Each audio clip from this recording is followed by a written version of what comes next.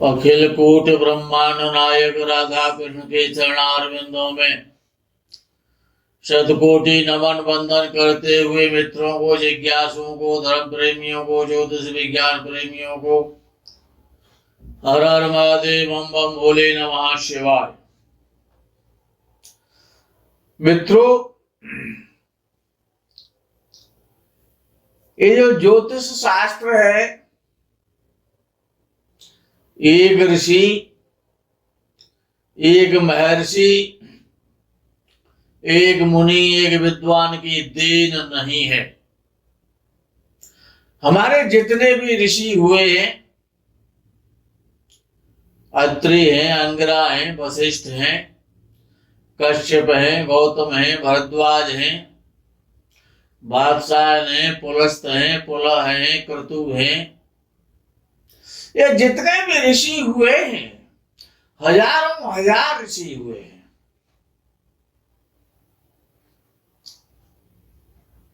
उन ऋषियों के अनुभव हैं, उनके जीवन के जो कटु सत्य हैं, कटु अनुभव हैं, उन ऋषियों का ज्ञान इस ज्योतिष शास्त्र में है। उन्हीं ऋषियों में एक ऋषि हुए हैं अत्रि ऋषि। अत्रि को आप जानते होंगे, नहीं जानते हैं तो आज जान लें। अत्रि बहुत उच्च कोटि के सप्तर्षियों में आते हैं। अत्रि ऋषि जिनकी पत्नी अनुसुईया थी, अनुसुईया जी योगेशती के नाम से जानी जाती हैं, और अत्रि ऋषि के, अनुसुईया के गर्भ से 3 पुत्र पैदा हुए थे, चंद्रमा, दत्तात्रेय और दुर्वासा। ऋषि दुर्वासा, अवधूत ऋषि दत्तात्रेय और चंद्रमा, ब्रह्मा, विष्णु और महेश के तेज से और सती अनुसुईया के सतीत्व से और 3 पुत्र पैदा हुए महर्षि अत्रि के यहां, जिनको संसार जानता है। तो महर्षि अत्रि ने, ऋषि अत्रि ने लिखा है, ध्रुवम तु मरणम मरिष्टं च, ध्रुवम तु मरणम मरिष्टं च, अर्थात जितने भी प्रकार के अरिष्ट हैं वो मृत्यु के समान होते हैं। अरिष्ट आने पर मृत्यु हो जाती है।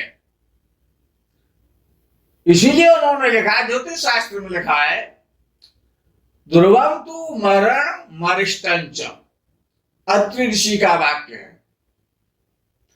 अर्थात अच्छा, अरिष्ट, अरिष्ट है क्या? अरि कहते हैं शत्रु के लिए। तो जो हमारे जितने भी प्रकार के शत्रु हैं, जो हमको कष्ट देते हैं, अरिष्ट देते हैं, मृत्यु तुल्य कष्ट जिन अरिष्टों के द्वारा प्राप्त होता है, वो अरिष्ट कहलाते हैं, सभी अरिष्ट कहलाते हैं। हमारे बहुत सारे श्रोताओं ने हमसे कमेंट के माध्यम से जिज्ञासा प्रकट की कि त्रिंशांश कुंडली पर हम कुछ बोले, वीडियो बनाए अपने श्रोताओं के लिए कि त्रिंशांश कुंडली क्या होती है। पहले तो ये समझ लें कि त्रिशांश का मतलब क्या है। त्रिंश कहते हैं 30 के लिए, 30 के लिए। विंश 20 और 23 30, विंशत कह लो या तो 20 हो जाएंगे और 63 कह लोगे तो 30 हो जाएंगे। तो एक ज्योतिष शास्त्र में कुंडलियों के पंक्ति में एक 30वां नंबर आता है त्रिशांश कुंडली का। और आपको ये भली भांति ज्ञात है कि त्रिशांश कुंडली होती है और उसका प्रयोग किया जाता है। जो अच्छे विद्वान हैं ज्योतिष के वो उसका करते हैं। कब करते हैं? जब किसी अरिष्ट का, मृत्यु तुल्य समस्या का, कष्ट का जब उनको समाधान करना होता है या उसकी सर्च करनी होती है, उसको खोजना होता है कि ये समय कब आएगा और किस कारण से आएगा। एक राशि में 30 अंश होते हैं, तो स्पष्टता त्रिशांश कुंडली एक अंश की होती है। एक अंश से त्रिशांश कुंडली 30वें अंश से, जैसे कि द्वादशांश कुंडली 12 अंश से, उसके 12 पार्ट हो जाते हैं। इसी प्रकार के त्रिशांश कुंडली में 30 पार्ट होते हैं, क्योंकि एक राशि में 30 अंश होते हैं। तो ये त्रिशांश कुंडली का फल क्या होता है, ये हमारे जिज्ञासुओं ने हमसे जानना चाहा था। उसका विशद वर्णन, बहुल वर्णन आज आपको श्रवण करने को मिलेगा, मिल रहा है। अच्छा, बिना गुरु के ज्ञान होना असंभव सा है, और जहां पर भी संभव होता है तो वो लोहे के चने चबाने के समान हो जाता है। अर्थात लोहे के चने चबाए नहीं जाते, और जब लोहे के चने चबाए जाएंगे तो दांत टूट जाएंगे। तो लोहे के चने चबाने के जैसा होता है बिना गुरु का ज्ञान। वो गुरु के द्वारा जो ज्ञान मिलता है वो बिल्कुल पका हुआ फल होता है, स्वादिष्ट होता है। उसमें कोई शंका, कोई डाउट नहीं रहता। बड़ा पका हुआ परिपक्व, जैसे कि सुंदर आम जब पक जाता है तो वो पका हुआ फल गुरु के द्वारा ही प्राप्त हो सकता है। तो त्रिशांश कुंडली है क्या कि जितने प्रकार के अरिष्ट आते हैं। अरिष्ट कैसा होता है कि आप केदारनाथ या बद्रीनाथ की यात्रा करने गए थे, तूफान आ गया, वर्षा आ गई और पहाड़ खिसक गया, रास्ता बंद हो गया। अब आप रास्ते में बस में बैठ करके भजन कर रहे हैं भगवान शंकर का।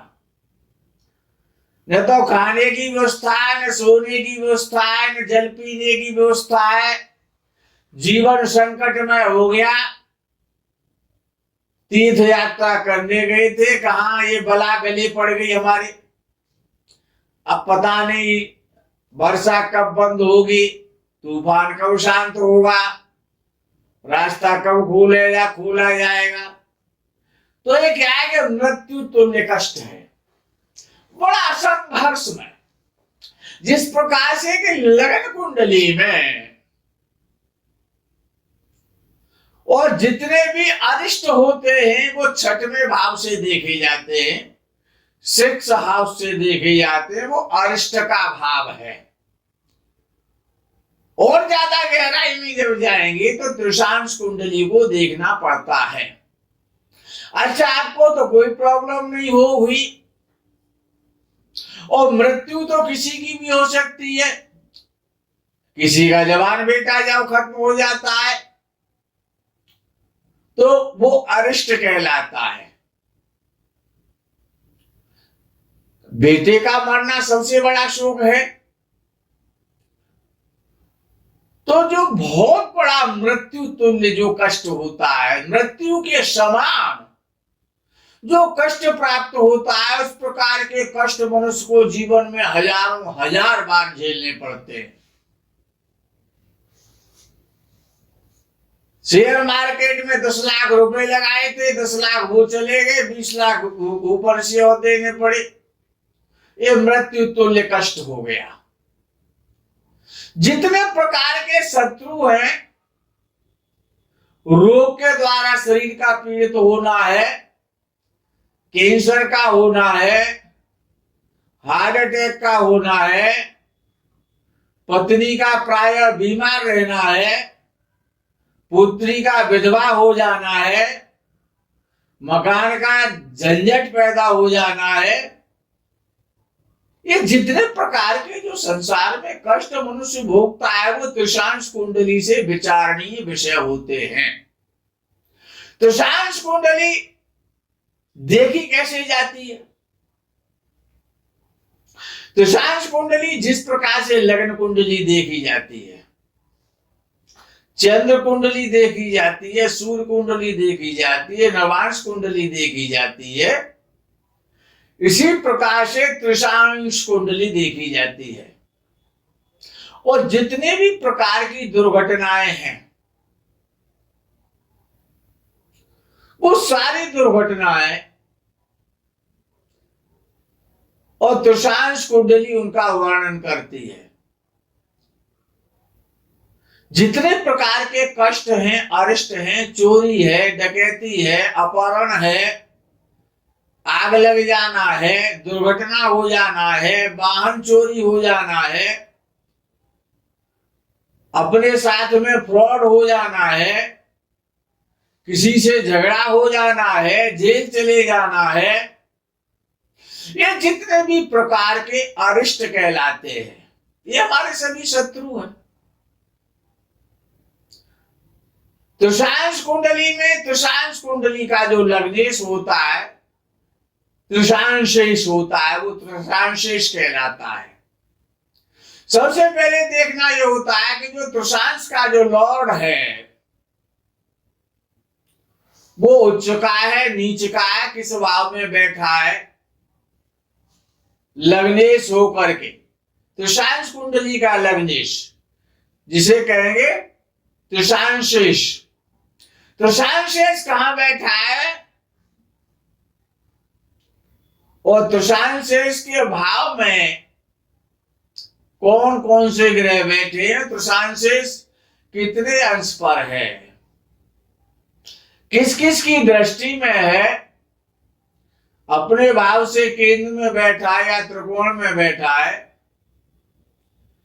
जिस प्रकार से लग्न कुंडली को पढ़ते हैं, लग्न कुंडली का परिज्ञान करते हैं, उसी प्रकार से त्रिशांशेष कुंडली को आपको देखना होगा। आपको कौन सा रोग कब होगा, व्यापार में हानि कब हो जाएगी, सर्विस कब छूट जाएगी। अच्छा, पत्नी से भी तो तलाक होता है, परिवार भी जेल में चला जाता है और पति भी जेल में चला जाता है। पिटते और पिटाई देते, दोनों काम करने पड़ते। मुकदमा भी लड़ना पड़ता, पत्नी को भी पैसा देना पड़ता, पुरुष को भी देना पड़ता, वकील साहब को भी देना पड़ता, फिर भी जेल काटनी पड़ती है।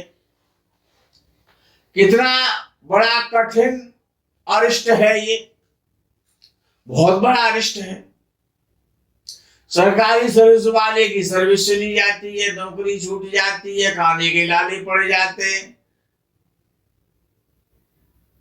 कोर्ट जो जुर्माना कर देता है वो भी भरना पड़ता है, फिर भी वकीलों को पैसे देने पड़ते हैं, जेल भी जाना पड़ता है। यानी पिटो और पिटाई भी दो साथ में, कि हमने तुमको मारा है ना, उसके भी तो पैसे चाहिए। तुम पिटे हो उसके पैसे दो, अब तुमको नहीं पीटेंगे उसके पैसे दो, और हमने जो पीटने में मेहनत की तो उसके भी पैसे दो। ये अरिष्ट कहलाता है। शरीर में कहीं पर भी कोई अकस्मात आपत्ति आ जाना, किसी अंग का क्षत विक्षत हो जाना, अर्थात जितने भी प्रकार के जो अरिष्ट होते हैं, दुर्वम मरण मरिष्टंच, अत्रि ऋषि ने लिखा। अच्छा, बिना गुरु के ज्ञान नहीं होता है। अच्छा, पहले जो गुरु होते थे उनकी गुरुकुल हुआ करती थी, और गुरु को हर प्रकार का ज्ञान था, सत्यता के साथ में, निष्ठा के साथ में अपने शिष्य को संपूर्ण ज्ञान को प्रदान करते थे। आजकल के गुरु बड़े खतरनाक हैं। अच्छा, गुरु जितने चेला नहीं है उससे ज्यादा गुरु पैदा हो गए। जितने चेला नहीं है उतने गुरु पैदा हो गए। सुबह को टेलीविजन का चैनल लगाओगे, 10 चैनल लगाओगे तो 15 गुरु मिल जाएंगे तब तक आपको। बड़ी स्थिति खराब है, यूट्यूब पर जाओगे, एक ज्योतिषी का नाम लिखोगे, 50 ज्योतिषी सामने आ जाएंगे कि बताइए क्या पूछना चाहते हैं आप हमसे। अच्छा, हर गुरु यही कहता है कि मोह और माया मुझे दे दो। तुम्हारे पास जरूरत नहीं है इसकी, मुझे अपनी माया दे दो, मोह माया का त्याग करो, हर गुरु यही कहता है। तो आजकल के गुरुओं से बड़ा सावधान, लेकर ज्ञान की भी तो जरूरत है, सावधानी कैसे काम करे। इसीलिए चेला बहुत सारे ठगे जाते हैं, चक्कर में पड़ जाते हैं गुरुओं के में। बड़े बड़े खतरनाक गुरु पैदा हो गए और हर क्षेत्र में है, हर तीर्थ में मिल जाएंगे वो गुरु। पहले गुरु जी हुआ करते थे, अब तो गुरु होते हैं, लेकिन बिना गुरु जी के ज्ञान नहीं होता। इसलिए गुरु जी की जब आवश्यकता तो कभी खत्म नहीं हो सकती है। लेकिन जो मायावी है, जो माया को चाहते हैं, ऐसे गुरुओं से सावधान रहें। तो ये तुषांश कुंडली है, ये भी बताएगी कि आपको गुरु मिलने वाला कैसा है। आपका घर बार बिकवा देगा और अपना आश्रम बनवा लेगा, ऐसे भी गुरु आपको मिल जाएंगे कि गायों के नाम पर दान लेंगे और शाम को इंग्लिश की बोतल मंगवा लेते हैं। वो गायों को तो चारा भी नहीं मिलता है। ऐसे गुरुओं की संख्या कम नहीं है, लेकिन अच्छे लोगों की, श्रेष्ठ पुरुषों की भी कमी नहीं है। ऐसा नहीं है कि सभी गुरुजी माया और मोह को चाहने वाले हों। तो ये जो तुषांश कुंडली है, आपको कब क्या होने वाला है, जितने प्रकार के अरिष्ट हैं, जितने प्रकार के संकट हैं, जितने प्रकार के कष्ट हैं, जितने भी प्रकार की जीवन की कठिन से कठिन मृत्यु के समान दुख देने वाली जो समस्याएं हैं, जिनसे कि चीख निकल जाती है, व्यक्ति टूट जाता है, आयु कम हो जाती है, धन चला जाता है, परिवार नष्ट भ्रष्ट हो जाता है, स्वयं पतित हो जाता है, ये सारे विषय तुषांश कुंडली से देखने चाहिए। तुषांश कुंडली का वर्णन अब तक इसीलिए नहीं कर रहे थे कि इसमें कोई अच्छाई नहीं है। इसलिए बहुत बार जब हमारे पास कमेंट आए तो आज बोलना पड़ा है, क्योंकि आप लोग अच्छा सुनना चाहते हैं। कड़वा कोई भी सुनना चाहता है, और तुषांश कुंडली में नीम के पेड़ खड़े हुए, गिलोय लगाई गई है वहां पर। कि नींव तो कड़वा होता है, गिलो भी कड़वी होती है। तो तृषांश कुंडली में जितनी भी बातें विचारणीय है वो जीवन की सभी दुर्घटनाएं हैं, सभी एक्सीडेंट्स है, सभी प्रकार के कष्ट है, रोग के द्वारा है, धन के द्वारा है, पुत्र के द्वारा है, मित्र के द्वारा है, पत्नी के द्वारा है, शरीर के द्वारा है। जितने प्रकार के कष्ट हैं, जितने प्रकार के अरिष्ट हैं, जितने प्रकार के संकट हैं, सभी का विचार तृषांश कुंडली से करना चाहिए। तृषांश कुंडली भी उसी प्रकार से देखनी चाहिए जिस प्रकार से लगन कुंडली और चंद्र कुंडली आप देखते हैं। मित्रों, इस तृषांश कुंडली के प्रकरण में इसको यही विराम देता हूं। आगे के प्रकरण का आपको इंतजार रहेगा। तब तक के लिए हर हर महादेव, बम बम भोले, नमः शिवाय, जय गौ माता की।